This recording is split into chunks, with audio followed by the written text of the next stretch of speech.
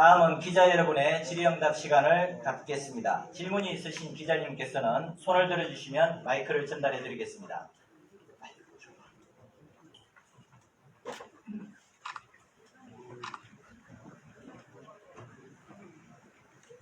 뉴스 김기의 최재원입니다. 네. 아마 용인시장 예비 후보 아마 PT룸에서 오늘 기자회견 첫 번째로 하는 걸 알고 있는데 맞죠? 맞습니다. 예. 뭐든지 첫 번째가 좋은 것 같아요. 네, 감사합니다. 우리 정원영 후보께서는 다른 사람 비해서 미소가 너무 좋아가지고 네. 좋은 일이 많이 있을 거로 생각되고 네, 고맙습니다. 몇 가지 말씀드리고 싶은 거는 지금 쭉 말씀하셔가지고 공약상 이런 부분에 대해서는 제가 안 됐기 때문에 말씀 좀 하고 일단 당내에서 민주당 내에서도 아마 경합을 해야 될 분들이 여러 분 계시는데 그런 분들에 대해서 본인이 당선이고 아니면 그분한테 내가 앞서서 공천을 받을 수 있다는 그런 어떤 자기 능력과 그 다음에 또 한 가지는 경선하는 과정에서 여러 가지 애로사항도 많고 어려움이 있을 텐데 이런 부분에 대해서 준비한 게 있다고 그러면 한 말씀 해주시면 감사하겠습니다. 예, 저는 저 외에 두 분 더 계십니다. 후보님들이. 그런데 제가 자부하고 싶은 것은 시민의 삶을 바꾸는 것은 바로 정책입니다. 저는 정치가이기 이전에 정책 전문가입니다.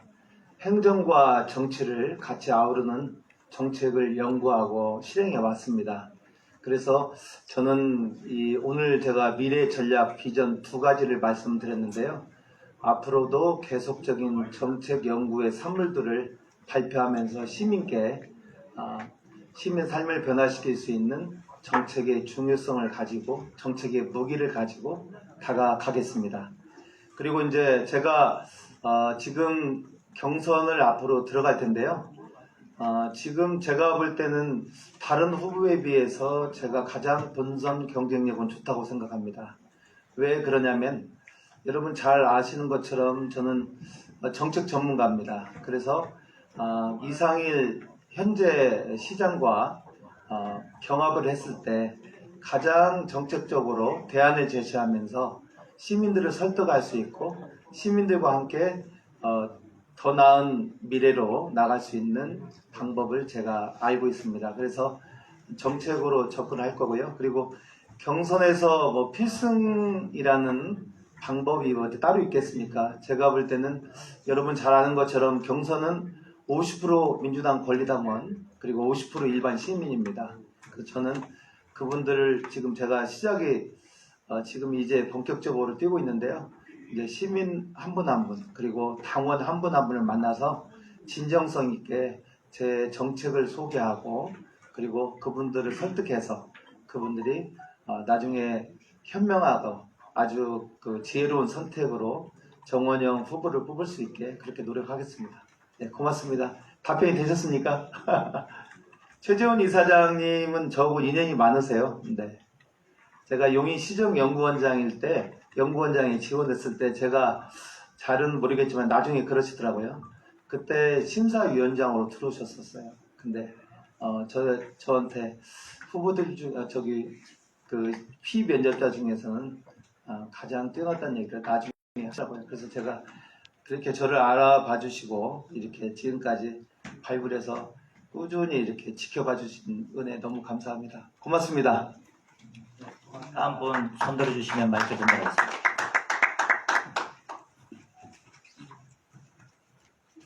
네, 시민신문의 함성태 국장님 손 드셨네요.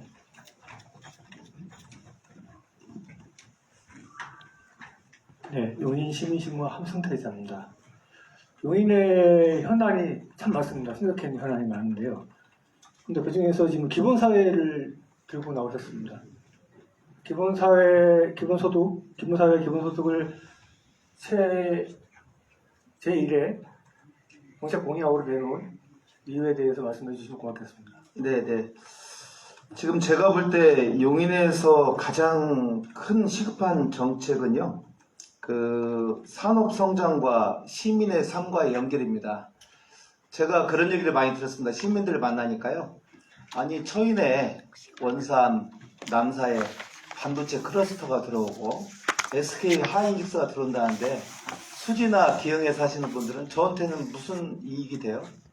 오히려 거기 처인 분들을 만나니까 지금 공사판이 막 이렇게 이루어지니까 먼지도 많고 교통도 체증이 심하고 여러 가지 불편한데 저희 시민들한테 과연 어떤 이익이 있습니까? 라고 얘기를 하시더라고요.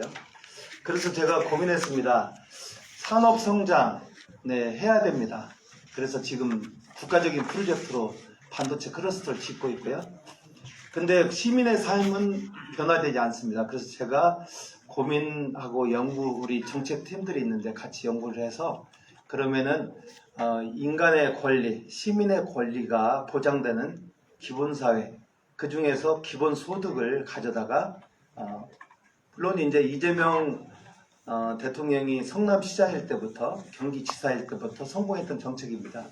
그런데 아마 반도체 기본소득이라는 것은 용인에서 처음 시작됐고요. 아마 대한민국 최초의 그런 반도체 기본소득 지급 정책이 될 겁니다. 그래서 저는 그런 의미에서 반도체 기본소득 정책을 말씀드린 거고요. 반도체만 가지고는 어렵습니다. 그래서 첨단 산업이 와야 됩니다. 근데 마침 김민석 총리가 이재명 정부에서 추진하고 있는 국제기구인 AI 허브, 글로벌 AI 허브를 유치하는 거.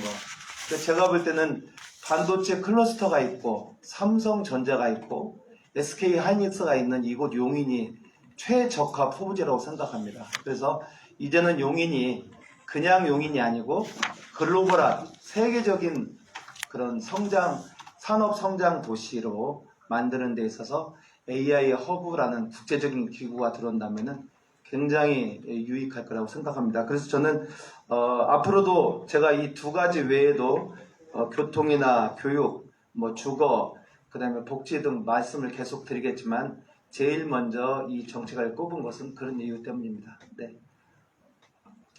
답변이 되셨습니까? 네, 다음 분 질문 받겠습니다.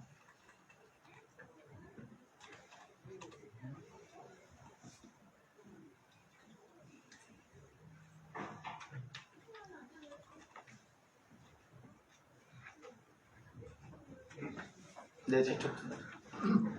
프레시아 전수기자입니다. 예, 안녕하세요. 네. 그 반도체 기본소득을 말씀하셨는데 조금은 구체적인 실행 방안들에 대한 구체적인 설명 좀 부탁드려보겠습니다. 예. 제가 이제 반도체 기본소득은 그 기존의 재정을 나누는 그런 정책은 아닙니다. 저는요, 용인에 조성되는 세계적인 그 반도체 클러스터에서 발생되는 산업 이익, 성장 이익이 있습니다. 그것과 그리고 지역 경제 성장의 그 성과, 이것들을 그 시민들한테 공유하는 그런 구조를 말합니다. 그래서 저희가 그 이제 기업 유치에 따라서 여러분 알다시피 지방세가 증가 효과가 있습니다. 그리고 산업 생태계가 더욱 확장되고요. 그리고 지역 경제가 활성화됩니다. 이런 것들을 기반으로 재원을 마련하는 방식입니다.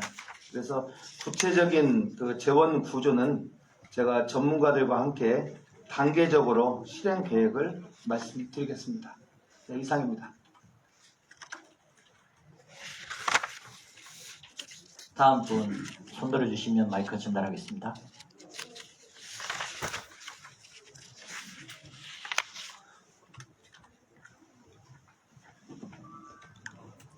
네, 와이뉴스 이영주 기자입니다. 말씀 잘 들었고요. 보니까 기본소득이랑 그 산업 관련해서 주로 발표를 해주신 것 같은데 용인이 그 문화도시로 도약하기 위해서 많은 그 시정들을 펼치고 계시거든요. 그 예비 후보님께서 당선이 되신다면 용인의 문화 발전을 위해서 어떤 그림을 그리고 계신지 궁금합니다. 예, 제가 용인이 그 삶이 행복하다는 체감을 하려면은 문화예술이 충족이 돼야 됩니다.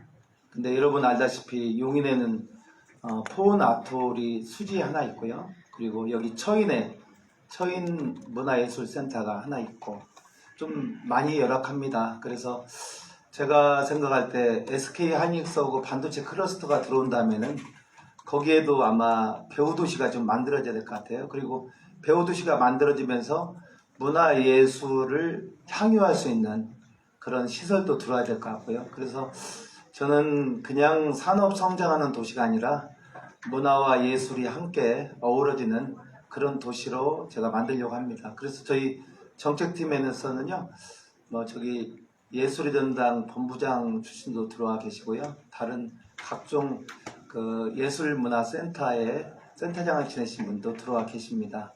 그래서 그냥 성장 위주가 아니라 문화예술을 같이 향유할 수 있고 시민이 행복한 그런 도시 용인을 만들겠습니다. 예, 이상입니다. 네, 박수 한번 쳐주세요.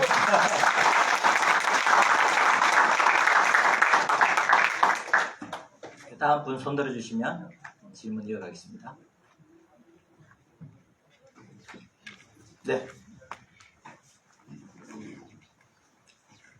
네, 수고 많습니다. 저는 경제남일보 이금노 기자입니다. 네, 네. 네. 일단은 도산 안창호 선생님의 큰 일이건 작은 일이건 자기 이제 하는 일을 성실하게 하라는 의미, 저도 공감 가는 부분이 있어서 잘 들었고요. 지금까지 그 예비 후보님이 살아오시면서 그런 궤적을 살지 않았는가 이렇게 생각이 들면서 네. 이제 원조 친명, 이재명의 정책통이라고 일단 크게 써놓으셨는데, 이제 국가 첨단 반도체 산업이라든지 이 지방에서 이렇게 이전하라는 그런 논란이 있습니다. 원조 친명 이재명의 정책통답게 예선을 통과하고 본선 게임에 가면 직접 이재명 대통령을 만나서 그 부분을 깔끔하게 정리하시면 표를 많이 얻을 것 같습니다. 네, 네. 예. 그래서 그렇게 하실 의향이 있으신지 네. 첫 번째 그거 하고 두 번째 이제 그 UN AI 그 혁신 도시 이것은 어떻게 보면은 이제 새로운 정책인데 이거에 대해서 어떻게 해야 되는 것인지를 나중에 또 추가로 설명하시겠지만 간단하게 이 자리에서 설명 부탁드립니다. 네, 네, 네. 일단은 제가 첫 번째 여러분 잘 아시는 것처럼요. 지금은 이재명 정부 시대입니다. 그래서 지금 정부와 청와대와 그리고 이 정부와 소통을 하려면은 아무래도 그 민주당 여당인 민주당의 후보가 되어야 되지 않겠습니까? 그리고 제가 이재명 대통령하고는요. 그 정동영 대선 후보 시절에 정동영과 통하는 사람들에서부터 만났습니다. 그래서 그 이후로 계속 지속적인 교제를 가졌고요. 특히 정책 얘기를 많이 해왔습니다. 그리고 성남시장일 때도 제가 조언을 드렸고요. 저한테 또 많이 물어보셨고 경기도 지사 시절에도 제가 또 지사 공간에서 또 아니면은 밖에 음식점에서 만나서 정책 전문가 몇 분과 함께 이화영 부지사도 그때 계셨네요. 같이 만나서 정책 얘기를 많이 드렸습니다. 그리고 지금 이제 대선 후보 시절에는 여러분 제가 밝혔지만 이재명 후보 직속 기본사회위원회 제가 부위원장으로 여기도 지금 위원들이 몇 분 와 계신데요. 이재명 정부의 기본사회 국가적인 기본사회 설계를 제가 함께 했습니다. 그리고 인구미래위원회에서도 마찬가지로 후보 직속 인구미래위원회에서도 제가 부위원장으로 인구미래 정책을 같이 했습니다. 그래서 제가 누구보다 제가 강점이 제가 국회의원들 그리고 중앙정부의 장관들 그리고 청와대에 있는 수석 비서관이나 비서관님들 대통령님도 지금 대통령님 되고 나서는 좀 소통을 안 하는데요. 그 전에 후보 시절에 계속 소통을 해왔고요.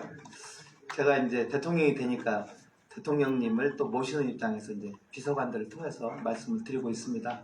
근데 제가 당선된다면 지금 반도체 클러스터 이전 문제가 지금 조금 뜨겁거든요. 근데 그 반도체 클러스터를 지킬 수 있는 것은 강력한 여당 후보 정원영이만이 지킬 수 있습니다.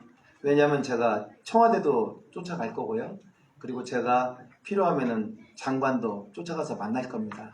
그래서 그분들과 같이 이 국가적인 대프로젝트가 용인에 적합하게 추진이 됐고 잘 진행되고 있는데 외풍 맞지 않도록 성공시키도록 제가 최선을 다하겠습니다.